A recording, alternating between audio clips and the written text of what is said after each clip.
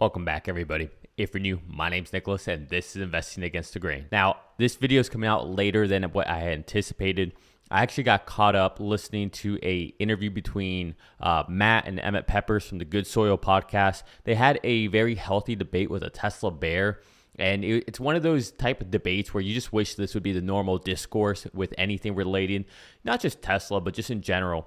Whether it's politics, whether it's religion, whether it's anything, but this happened to be about Tesla. But the dialogue, the debate was healthy. It was respectful, and they both were able to come to agreements on certain things on what would prove a thesis correct or wrong. So again, I got caught up on it, even though I was playing at 1.5 times X.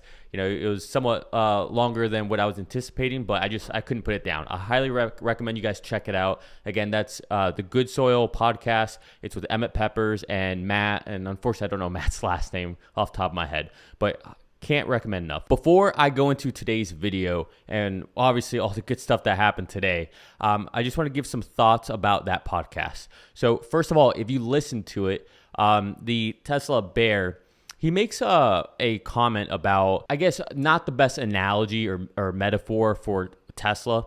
He talks about how everybody wants to use a smartphone example, right? Okay, so you had the BlackBerries and Nokias, and here came in the iPhone and displaced everything. All right, so put that to the side for a second. And what he argues is you could make the same argument for automobiles in general, okay? Ford is the one who initially had, 50% market share in the entire automobile segment whenever automobiles, became a thing. But then in came GM, and GM essentially displaced Ford and took over about 60% of the entire vehicle market. So that's his example saying, well, that could be an analogy that plays out as well, right? Where Tesla's Ford in that example, and here comes someone else who's GM.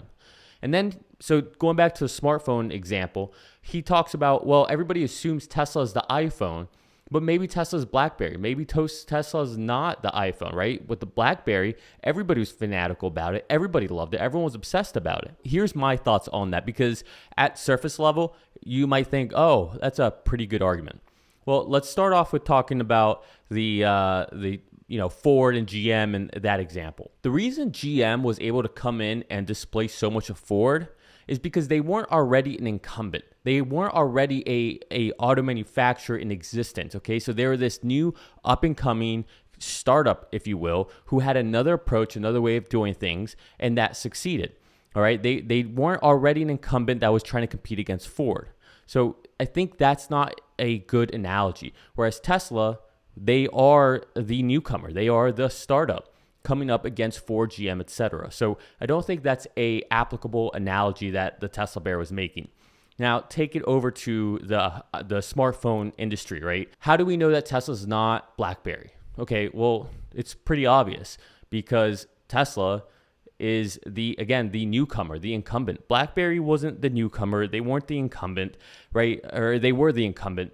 They're already a smartphone a phone manufacturer. They're already a Nokia. They were like Motorola, right? They already existed. They didn't do anything that revolutionized anything drastically, okay? They did email a little bit better, and their phones were aesthetically a little better than a Nokia brick.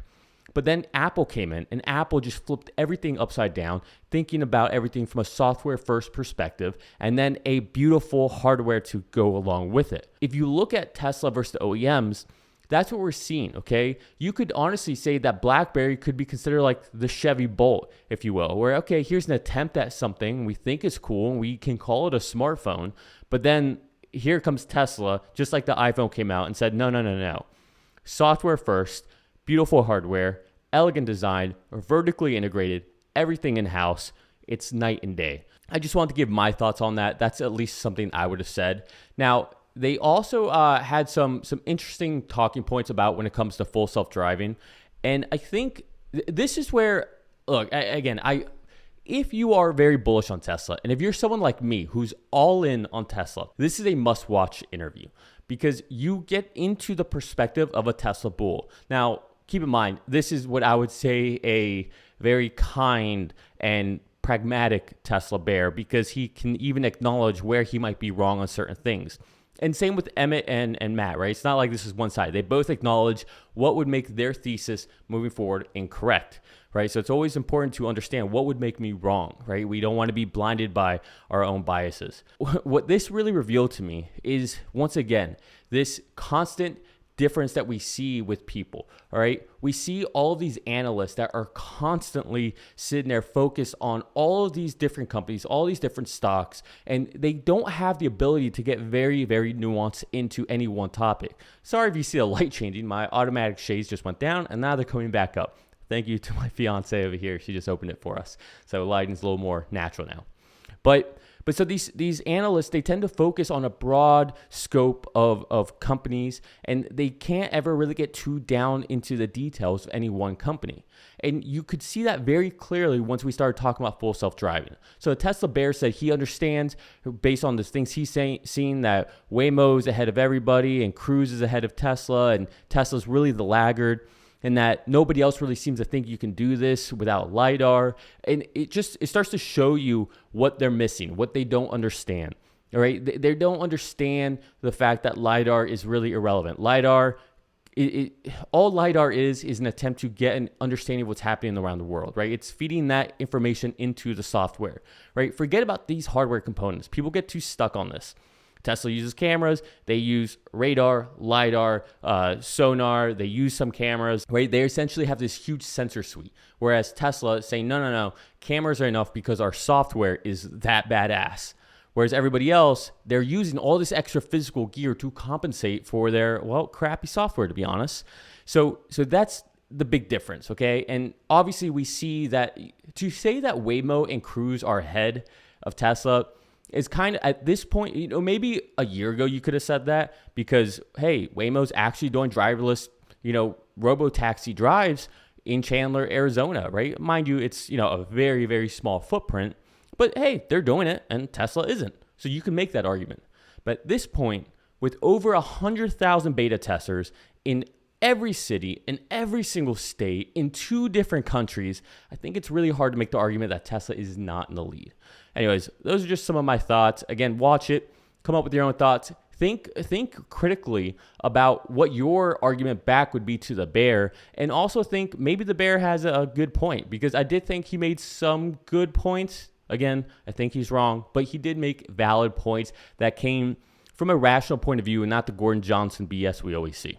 All right, enough of that. Let's take a look at today's stock. So I'm going to share my screen, and you should be able to see it here. All right, take a look at this. All right, we're going to, let's just dive into today first before we get into the good stuff. Oh, look at this. This is after hours. After hours, we're up to 762. So here we can see what Tesla did for the day. All right, so hopefully you guys can see this. Let me just make sure I'm not blocking it. I'm going to zoom in a little bit. So here we opened up high, and we just kept going up and up and up. And here you can see this line I have here, okay? This was a barrier that we kind of struggled to break before, and this was 750, and we were holding 750 for a while, but now we have actually broken out of it, right? So you can see all day it was kind of fighting the 750 level, and then we broke out, and obviously going into after hours, we're still going up higher and higher, now at 763. So this was a great day for Tesla bulls. I mean, if you look over the last 5 days, right, it's been quite the change, right? We went from down all the way here to $620, actually even lower, $617 in post market, and then we have rallied nicely, right? Over $100 rally. So this is very bullish, and the reason I'm even more bullish about this is the following. If I zoom out to the last 1 year, take a look at this. So we showed this line yesterday, right? Or a couple days ago. This was the line right here. Let me zoom in so you can see it better. So this was the line that we had as far as resistance, right? This is that downtrend we've been seeing. Now, this downtrend has been consistent for quite some time. You can see we broke out a little bit, and then we fell back down below. And we broke out of it a little bit, and then we came back down. All right, now technically, I could probably move this line out here, but let's just keep it here for 1 second. So now we have finally broken out of it. Okay, we can see that we have broken out of it, not a little bit, but a decent amount. Not only have we broken out of this kind of downward trend, but you can see that we've also broken out of this white line here. Okay, so what is that white line? Well, if you take a look at here, back in, what was that? That was February 24th, okay? February 24th was when really we saw a lot of the pain that we were experiencing, right? And this is when we thought, okay, we're done with this once we got past all that noise.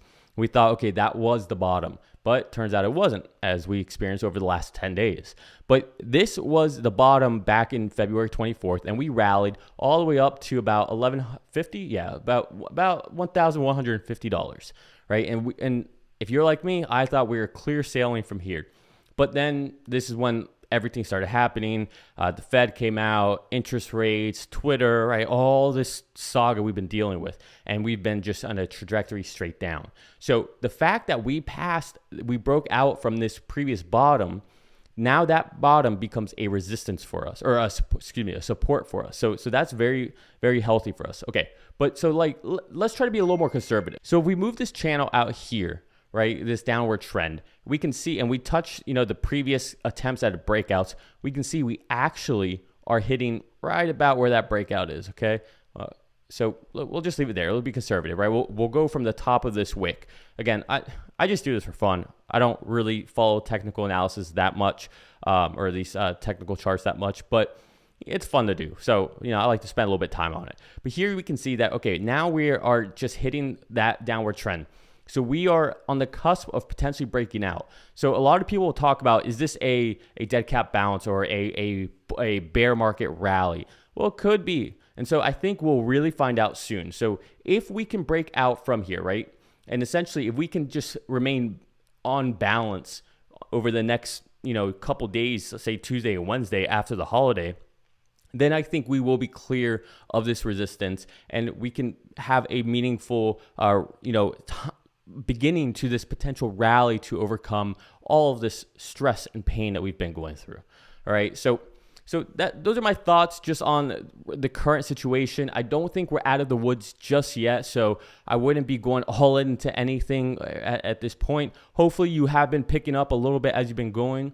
As you guys all know, I have been. I bought about another 12 shares today, which again, who knows? Maybe I'll regret it in a few days, but hey, they're shares and I don't really care what they do because in 10 years from now, I think those 12 will be worth 10x in value. So that's really what I'm leaning into.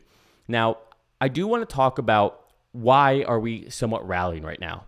Okay, so let's go all the way back to February again. If you remember, in February, I talked about how I thought we were in a recession, okay? Now, since then, we have had a negative, we've had one negative quarter, right? And you need 2 consecutive negative quarters of GDP to be in a technical recession.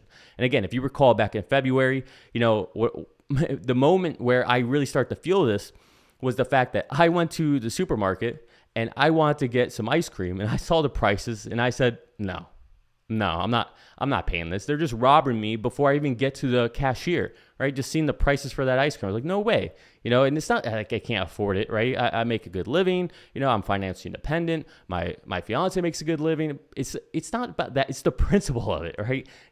There's something that's overpriced and I don't want to pay for something that's that overpriced. I sat with that and I was talking to my best friend. And he also makes a really good living, okay? He's an intellectual property attorney out of San Francisco, okay? So you can only imagine, right? He makes a good living. And he is delaying doing certain renovations in his house. He wants to do something in his kitchen. He wants to put in new smart shades, much like what just went down on right now for me, right? He wants to do all these things, but he's saying to himself, you know what? Let's hold off for a second because we don't know what this market's going to do. And he's, just being cautious. Can he afford it? Yeah, absolutely.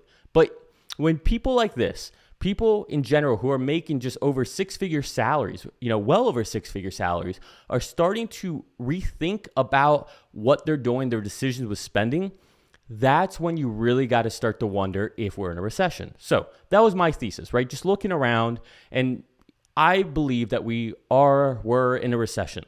Okay, so even if we don't get another negative quarter, I still think in general we're in a recession, even if technically we're not. All right, so, okay, where am I going with all this? Well, a lot of this has to do with inflation. And why do we have inflation? Well, we have inflation because we have more demand than we have supply. So what's the Fed been doing? Fed's been just beating down the stock market, beating down the cryptocurrency markets, beating down housing. How are they doing this? Well, they're raising interest rates. And they're not just raising interest rates, they're doing it with their words as well. All right, they're trying to scare the market. They're being more hawkish. Okay, well, recently we got the CPI numbers, and those numbers came in at 8.3%. Now, we were expecting about 8.1%.